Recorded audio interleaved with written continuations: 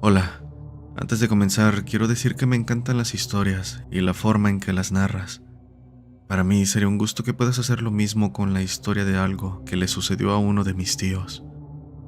No mencionaré su nombre ni el mío, por lo que pido que mi relato sea anónimo. Cabe decir que yo era muy pequeño cuando esto pasó, así que lo contaré desde las palabras de mi madre, quien me puso al tanto de dicho suceso. Hay algo que es importante mencionar antes de comenzar, y es que vivo en un pueblo cercano a Tuxtla Gutiérrez. En transporte público es aproximadamente media hora de recorrido. Ya sabrán por qué lo digo. Sin más, estas son las palabras de mi madre. Cuando vivíamos cerca de la montaña, tu tío se había hecho una novia en la colonia. Una muchacha muy bonita, a quien todos en la colonia querían por su forma de ser, alegre y muy platicadora. Pero, detrás del cariño hacia esta muchacha, llamémosla Claudia, existía un miedo de los vecinos, pues se decía que su madre en su juventud había practicado la brujería, a lo que algunos afirmaban solo era para realizar limpias y curar a la gente.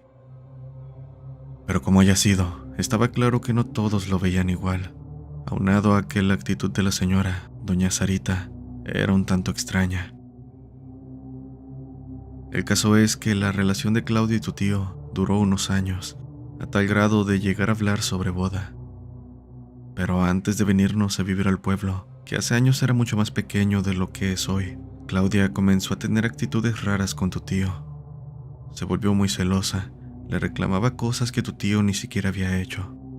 Era como si alguien quisiera ponerla en su contra.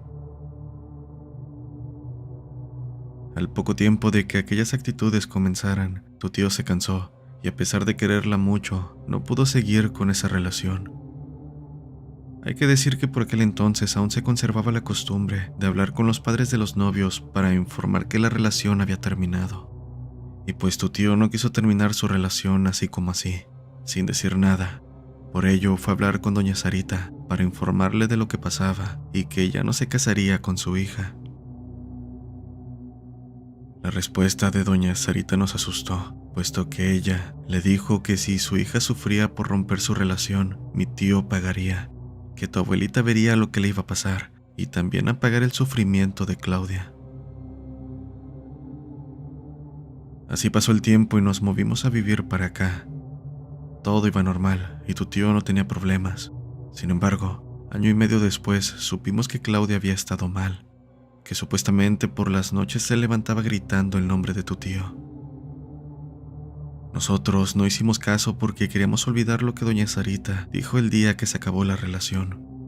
Pero tu tío se sintió tan mal que pensó en ir a buscar a Claudia para hablar con ella y arreglar la situación.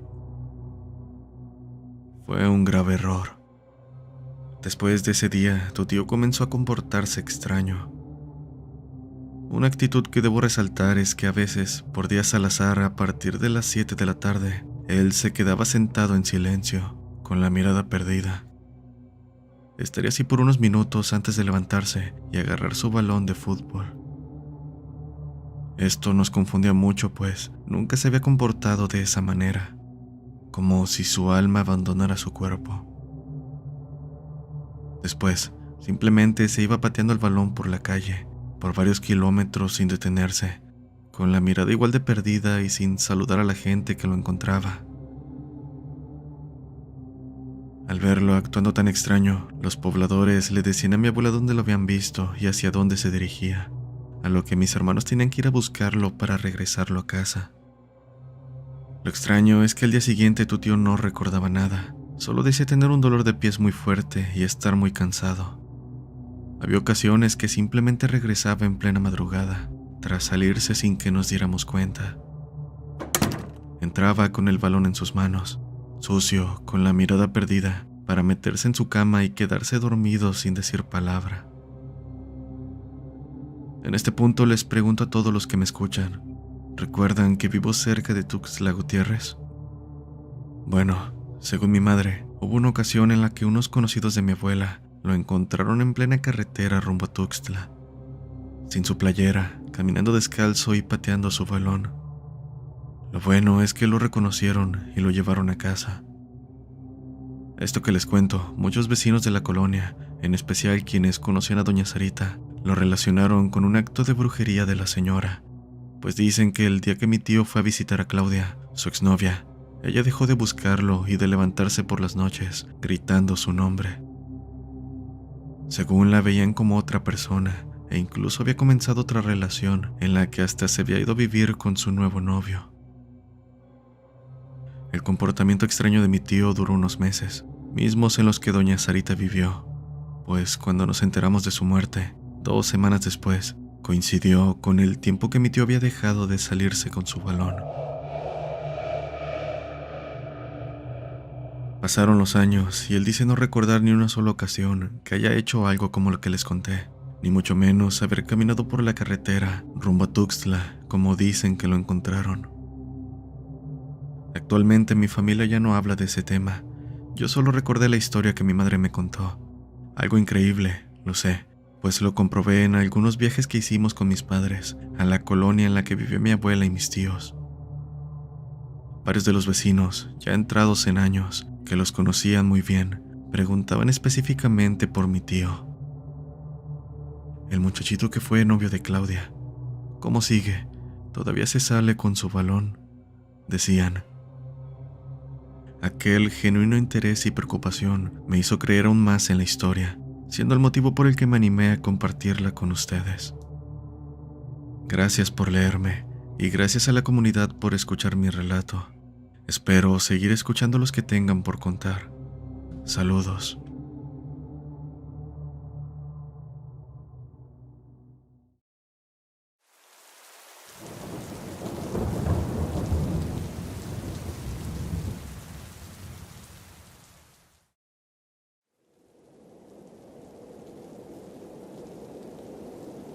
Buenas noches.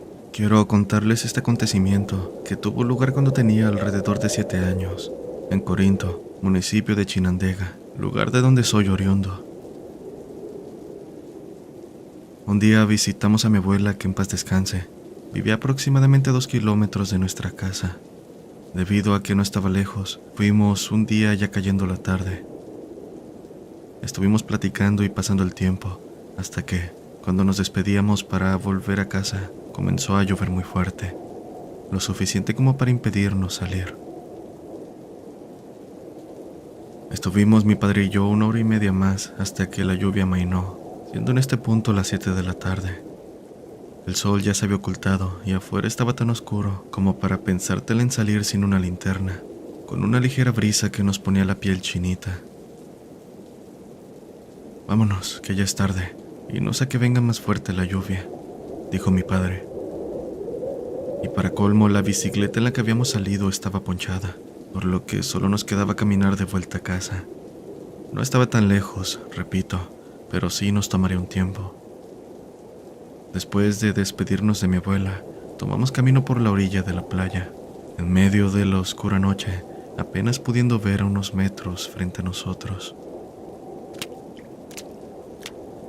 En una parte del camino comenzó a llover de nuevo, no tan fuerte, pero sí lo suficiente para limitar nuestra ya de por sí pobre visibilidad. Sin embargo, aun con el mal clima, no pude evitar escuchar el llanto de una mujer, leve, perdiéndose un poco con la lluvia, pero distinguible. Pronto me percaté de que provenía desde un árbol de ceiba a un lado del camino, y conforme más nos acercábamos, más claro se escuchaba el llanto. Era lastimero, con mucho dolor y pesar. Papá, papá, se escucha una mujer llorar arriba del cerro de arena. Recuerdo decirle a mi padre en mi inocencia. Esperaba su respuesta y en verdad me pareció extraño que no dijera nada. Volté a verlo encontrando un rostro de angustia, con los ojos abiertos de par en par, muy asustado. Cabe decir que mi padre es un hombre de carácter fuerte, un pescador que hoy en día tiene más de 30 años en ese oficio. Ven, me dijo. Acto seguido me alzó y me sentó en la bicicleta ponchada para comenzar a caminar más rápido. Yo estaba de lo más confundido. No quería preguntarle qué pasaba, pero fuera de eso, la única pregunta que pude hacer fue: Papá, ¿por qué esa mujer viene detrás de nosotros? Al menos en mi mente de niño aquello era una mujer, aunque ahora sé que iba más allá de eso, y el miedo que mi padre tenía no era infundado. Con lo borroso de la noche y la brisa, logré ver un vestido blanco, cabellera negra, muy larga cubriendo su rostro. No, hijo, no ves atrás. Postra tu cabeza en mi hombro y no mires. Hice caso sin objetar, contagiado por el miedo de mi padre. Los lamentos siguieron nuestros pasos, cada vez más fuerte, indicándonos que la mujer se acercaba a un ritmo alarmante.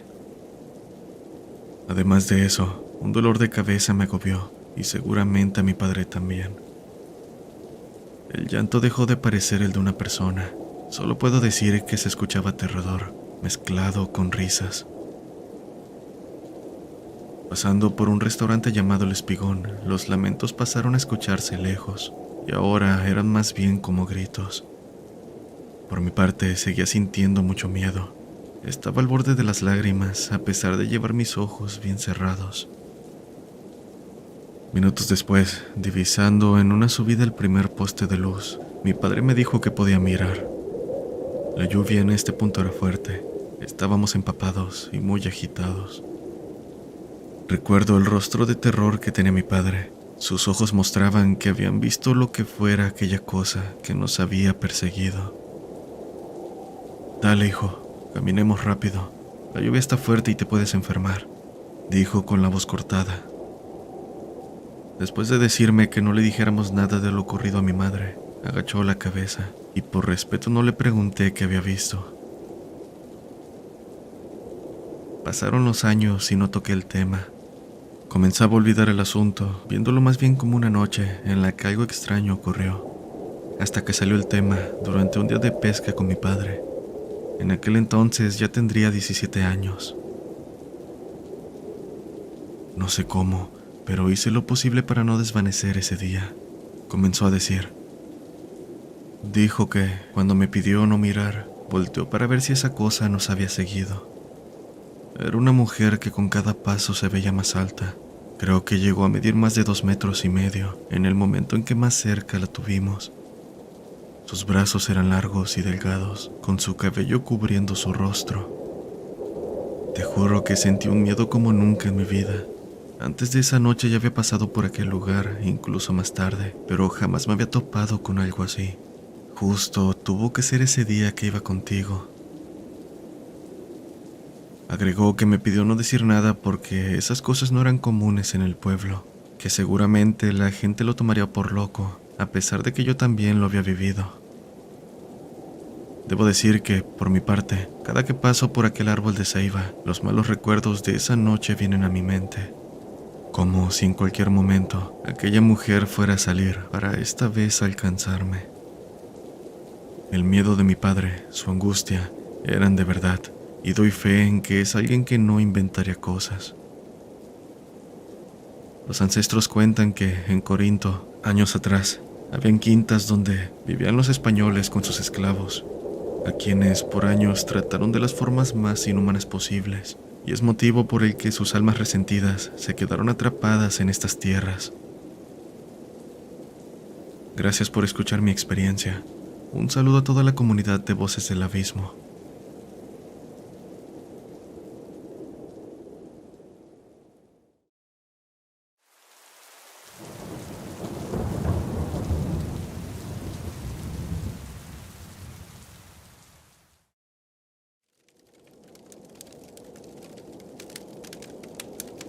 Antes de comenzar, les mando un saludo a toda la comunidad de Voces del Abismo y a ti, Carlos, que lees mi relato. Mi nombre es Sebastián y vivo en Costa Rica. Tengo 17 años. Lo que vengo a contar me ocurrió cuando tenía 12. Fue una experiencia que me dejó con un gran trauma y que jamás olvidaré. Cierta noche, mi madre y yo estábamos solos en casa cuando me mandó por unas cosas para la cena. Tenía que ir a un pequeño mercado que estaba a 20 minutos caminando. pues nuestra casa está un poco alejada del centro de la ciudad y no había tiendita cerca, por lo que era la única opción. Salí bastante tranquilo, escuchando el canto de los grillos. La verdad es que nuestro barrio era bastante tranquilo, aunque también muy solitario. Esa noche en especial se sentía muy apagada. Algo que debo decir es que yo nunca sufrí por el frío, por lo que, a pesar del clima, no llevaba chaqueta.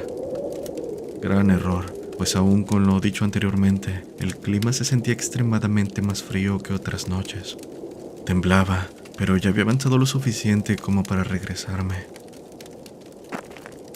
Llevaría 10 minutos de camino cuando pude divisar una mujer a lo lejos, parada en una esquina de la calle. Vestía un suéter con capucha, bastante sucio que le ocultaba su rostro, y pantalón de color grisáceo. La verdad me sorprendió bastante verla ahí parada, sin moverse y con ese frío. Estando cerca de ella decidí hablarle, con un poco de desconfianza, pero con la curiosidad pudiendo más.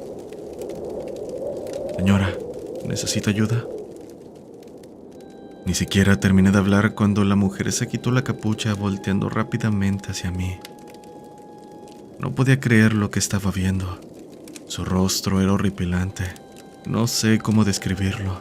Lo más cercano con lo que lo puedo comparar es con la cara de una persona después de ser atacada brutalmente por un animal salvaje. No tenía pelo y ahora solo a unos centímetros comencé a percibir un olor asqueroso, como el de un animal muerto, pero 100 veces peor. Me había quedado en un profundo trance. Mi trauma fue tal que simplemente no me podía mover. Sentía que en cualquier momento esa cosa me tomaría del cuello y me llevaría. Pero en lugar de eso, la mujer, o lo que fuera, puso su mano en mi hombro sin quitarme la mirada de encima. Aquello me hizo correr como alma que lleva el diablo. No importaba la compra, solo corrí de vuelta a mi casa sin mirar atrás. El miedo me había consumido por completo, y mientras seguía corriendo, podía escuchar cómo esa cosa me venía siguiendo, emitiendo gruñidos escalofriantes. Después de una larga carrera llegué a casa, sin aire, llamando a la puerta con todas mis fuerzas. Abrió mi madre preguntando por qué tanto escándalo.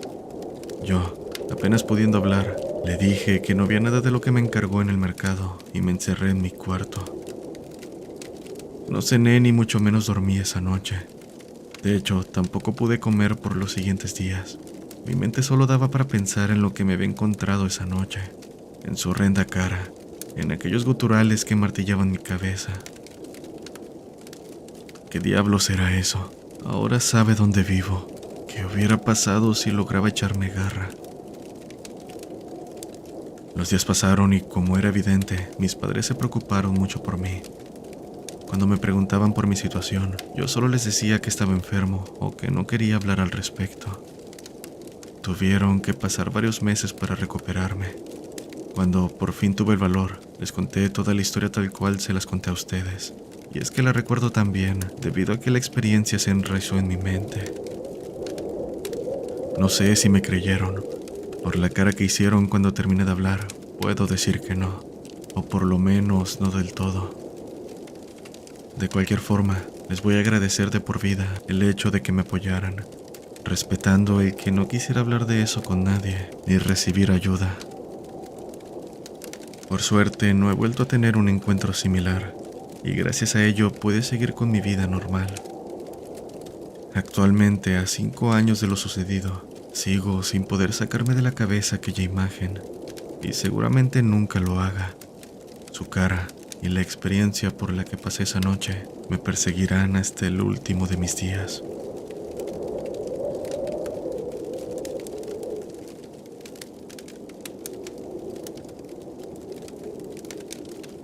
Los quiero invitar a suscribirse al canal si aún no lo están, y a activar la campana para que reciban notificaciones cada que se sube video, lo cual es 2 veces por semana. Podrán encontrarnos en Facebook y también a la comunidad bajo el mismo nombre. Recuerden que también contamos con comunidad de Discord. Síganos en Instagram como VDOficial, y si quieren conocer un poco más de mí, de Carlos, Encontrarán mi Instagram personal en pantalla y en los enlaces de la descripción.